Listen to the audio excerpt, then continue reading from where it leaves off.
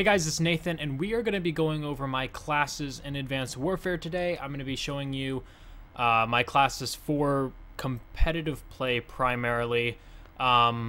This is for like your objective game types, you're getting in the hard points, you're jumping on the domination flags. You know, this is objective game types. This is not necessarily what you would want to run in like team deathmatch or kill confirmed, but this is something you would want to run in domination, in hard point, in momentum, and a lot of the other objective game types where you're under constant fire and stuff. And I also want to mention this is for like rushers. This is not for people who are concerned with getting...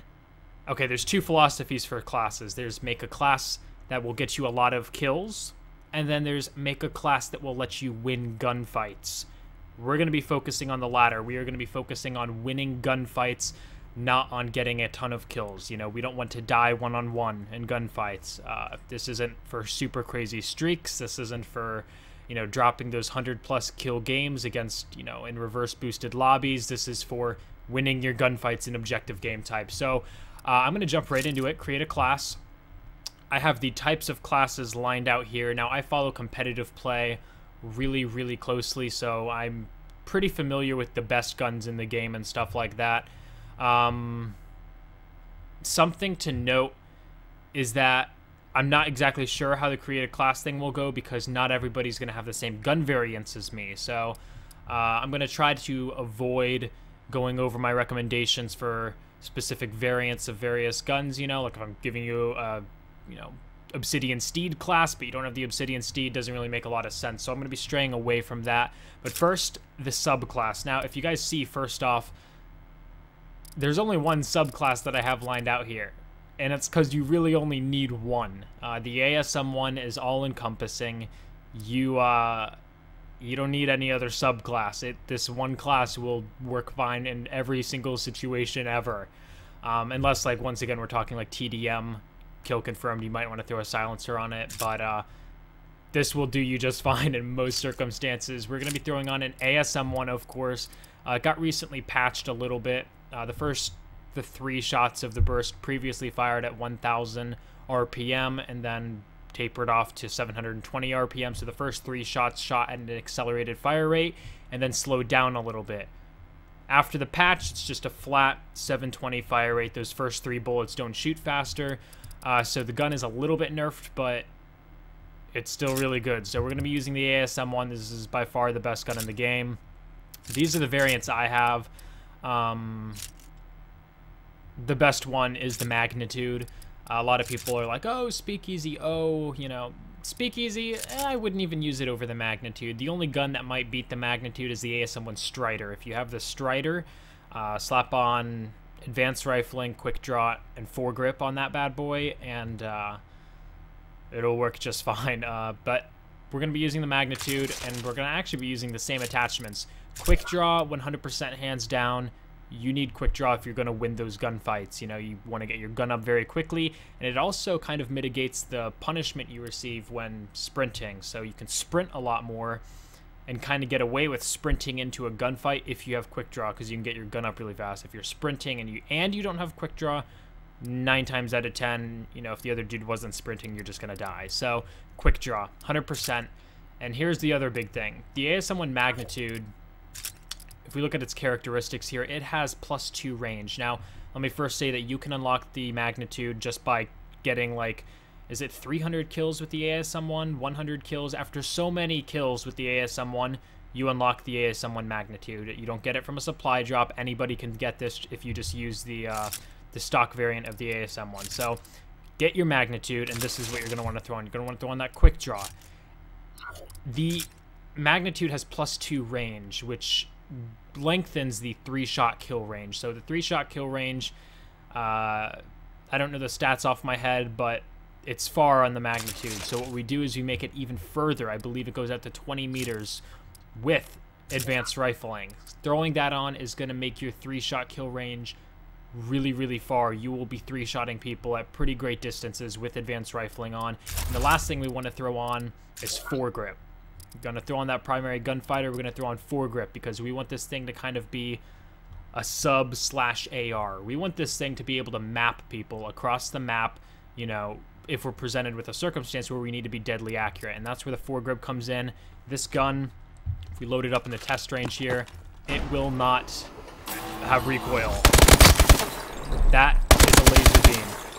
A sub should not be that accurate, but it is, and that's what you're going to want to use.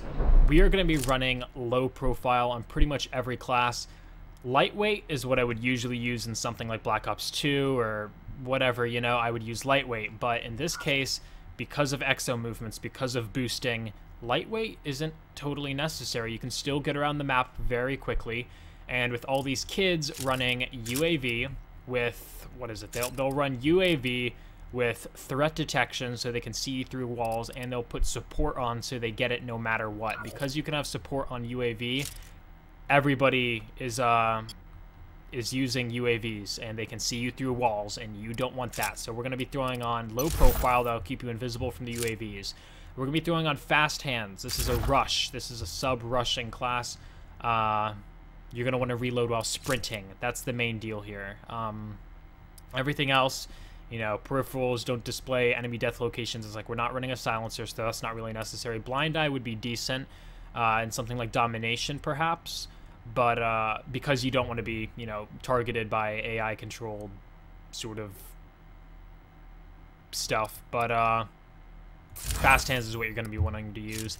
And toughness. So many people don't use toughness on their classes. Toughness reduces the flinch when shot. So when you get shot, your screen shakes. It's harder to aim. If you don't have toughness, it's hard to win those gunfights. So we're going to throw on toughness on. We want to win gunfights, and we're going to throw on blast suppressor. Who wants to be showing up on the map every single time you boost, every single time you double jump, every single time you dash forward? Who wants to be showing up on the map? Nobody. So let's throw on blast suppressor. That'll keep you off the radar when you're just moving around the map. And the last couple things, you guys have some flexibility. I would use overclock because you want to be getting to those hard points, to those domination cutoffs very quickly. And I would use stun grenades. Stun grenades are pretty OP in this game because you can't shoot while you're stunned. Previously, you know, if you get stunned, you could shoot, but you couldn't really move. In this game, you can't shoot, move, and your gun, like, drops off to the side, and you can't shoot while you're stunned. So stuns are pretty good in this game. This is exactly what I would use. You know, hard point, I would lob a couple of these in the hill before rushing it, and then I would kill everything with this gun. So this is the class we would be using to win gunfights. That's my subclass. That's the only subclass you need. Moving on to the AR rushing class. People are starting to use the AK-12 a bit more in competitive play. In case you guys don't follow the competitive scene, the AK-12 is kind of becoming a pretty good gun. The IMR, not as popular as the AK-12, but it's kind of getting there as well. But the go-to gun for rushing and stuff is still the BAL. Not sure what BAL variants you have. If you have the Obsidian Steed, use that. If you have the Inferno, you know, use that. Stock BAL players, this is what you're going to want to use. You're going to want to use Quick Draw. Get your guns up quickly. You're going to want to use stock, and there's a lot of confusion about what stock actually does. What stock does is it allows you to strafe back and forth while you're aiming down sight way faster. So if you're shooting someone long range, you can be strafing while you shoot, and it makes you a much harder target to hit. It allows you to aim corners and like walk around stuff easier. You're going to want to use stock on your ARs most of the time. Yeah, and the last thing that you can use, this is optional. I have faltered back and forth between suppressor, foregrip, and extended mags in various circumstances. Extended mags I tend to use on the Inferno just because the fire rate's a bit higher. It's not totally necessary on the stock BAL though, but it might be something that you would use if you're not incredibly accurate. And foregrip is, you know, what I would put on just a regular stock BAL. On the Inferno, you know, you would use extended mags, and that's kind of where you have to use your own judgment. You know, if you have different variants of different guns, some attachments are going to work better. So we're going to throw on that. We're going to throw on our low profile. We're going to throw on our fast hands. We're going to throw on toughness, blast suppressor. That part's going to be pretty repetitive, and this is up to you.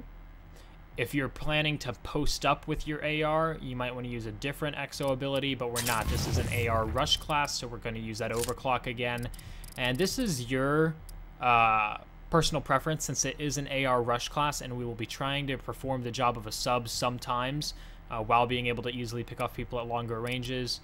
You know, you can still use your stuns. I personally would use frags instead. With the AR, your sub, stun people, jump in the kill, clean them up really quickly. Your frags, you're probably going to want to make sure nobody's in the hill before you get in. Subs, up close, stun them, kill them. AR, a little bit harder to kill people up close, so how about we nade a couple people out before we get in those up close engagements. So that's why we're going to be using frags on this class, and that is our AR rush class. The melee has been introduced into the competitive scene quite a lot. I personally have not used it a lot, but that might change because I actually got a pretty good melee variant the other day. Heavy weapons, a melee. I have the Subverter.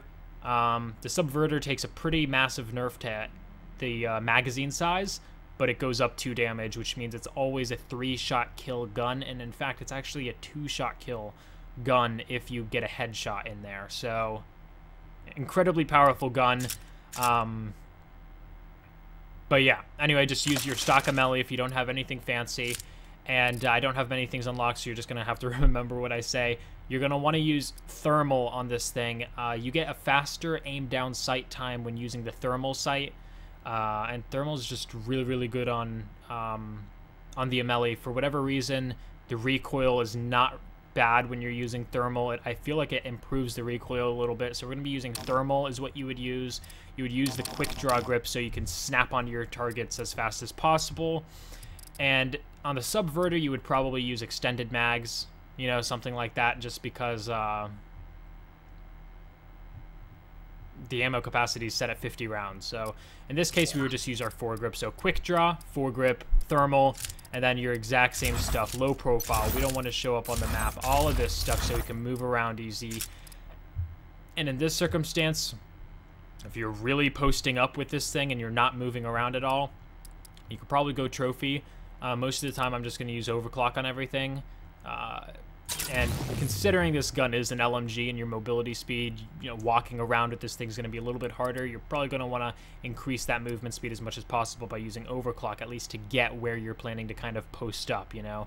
And then by that time your overclock runs out, you're posted up, you don't really need to move super fast at that point. So overclock's going to be on pretty much every class as well. And as far as these grenade things, this is where you can get a little bit interesting. Since this is an LMG, since it is super powerful, you're probably not going to be rushing around a whole lot. You're not going to be getting in the hard points. You're probably going to be sitting back a little bit, but killing a lot of things. So this is where we can probably use score streaks. We will throw on a UAV, and we're going to throw on that threat detection, and we're going to throw on extra time as well. You could throw on extra time or speed, or both, if you are, you know, want to get that 850. It's a pretty easy to get. You get like 1 assist, 4 kills, and you cap a couple domination flags, and boom, you're at your UAV, and then it's pretty much free kills at that point. 2, your bombing run, which is probably one of the most OP things in the game. Bombing run. I feel like the Warbird, the AI-controlled Warbird, needs a buff, and I feel like the bombing run needs a bit of a nerf. The bombing run's incredibly OP, especially if you have the additional bomber on, which I'm going to tell you to put on. Yeah, you can throw on flares, throw on stealth. I don't think that's totally necessary, but the additional bomber, you get a lot more kills with that thing on, I assure you. So we're going to have that on. Once you get your UAV, all you need is 2 kills, less than that, you know, and you have UAV assist points as well that are getting stacked up. So your bombing run should be pretty easy to get. Should be pretty easy to get once you hit your UAV, and it's a very, very OP kill streak. Now, be sure you kind of switch that out and know what maps you're using, because Ascend, you can't really use bombing runs on Ascend, in case you guys didn't know. So make sure, you know what maps are good for certain score streaks, but that's going to work well in most circumstances. And, we got 10 out of 13, but remember, we would have primary, gunfighter, quick draw, and thermal, so that would be your other 3 sets. So that's the LMG. Sniper, you can use this in S&D, I would say. You could rock like a sniper with overkill or something, but I'm just going to be showing like a raw sniping class. You've seen me use it before. You can go Atlas.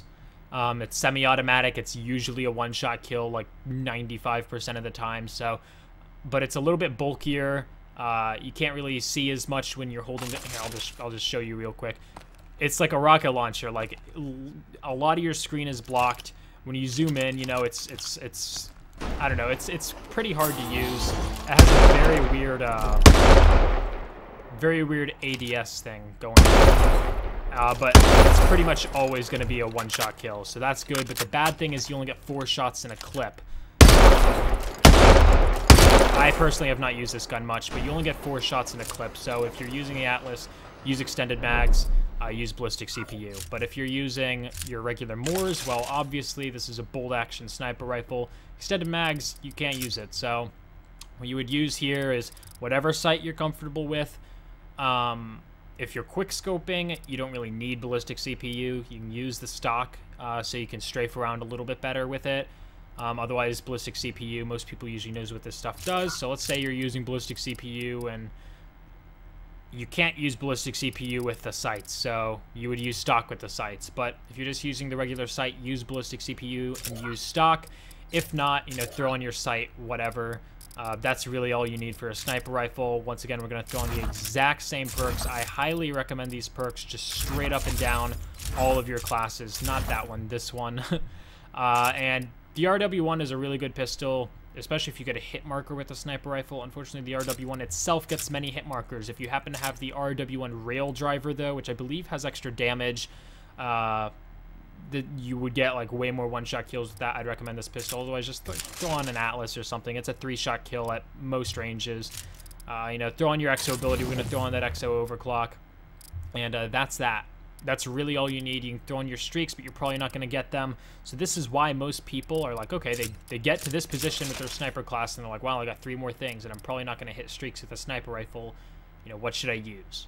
And that's why most people usually use overkill, so they can have the best of both worlds and actually use like a full-on secondary. Most people will throw on, you know, a freaking ASM1 speakeasy or whatever it is, you know, and they'll throw on something like this, then maybe throw on a stun. Like, that's what most people use. If you're using thermal on your sniper rifle, which a lot of people do, you could probably get away with using smoke there.